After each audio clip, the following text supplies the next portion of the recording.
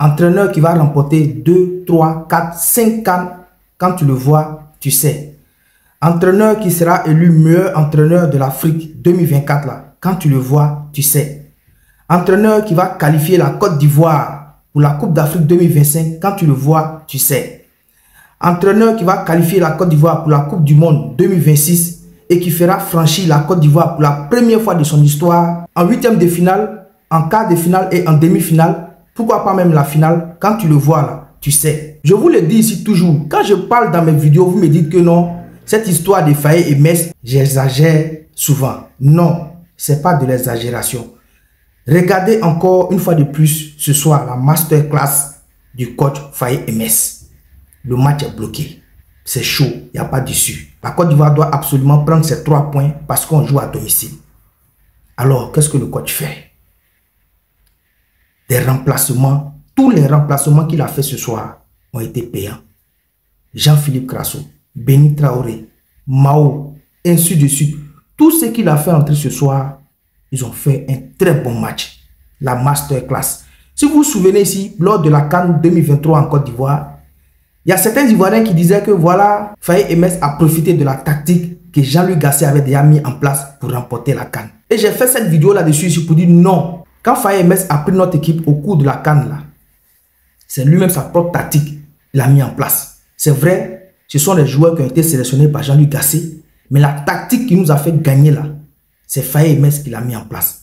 Si vous vous souvenez encore, avant-hier, quand j'ai vu la liste des entraîneurs nominés pour le trophée du meilleur entraîneur 2024 par France Football, et je n'ai pas vu le nom de Faye et Metz à l'intérieur. Certains Ivoiriens sont venus en commentaire pour me dire que non, c'est vrai, on aime Faye et Metz, mais j'ai trop exagéré. C'est la vérité.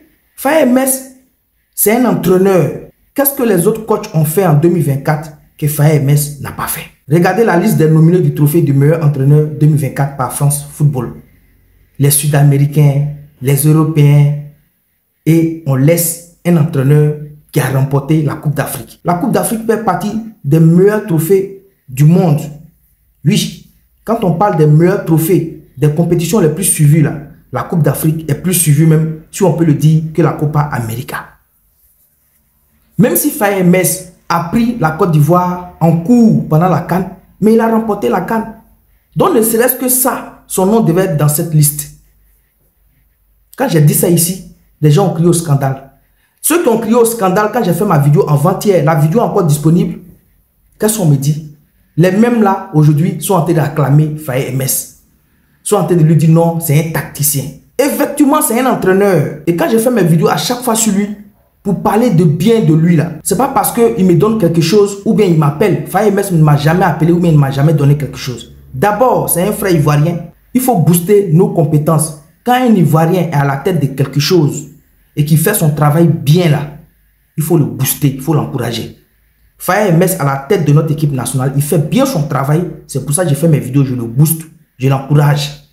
Mais s'il faisait mal son travail, j'allais faire vidéo aussi pour lui dire qu'il fait mal son travail ou bien son travail n'est pas trop correct, qu'il s'améliore, comme je le fais toujours ici.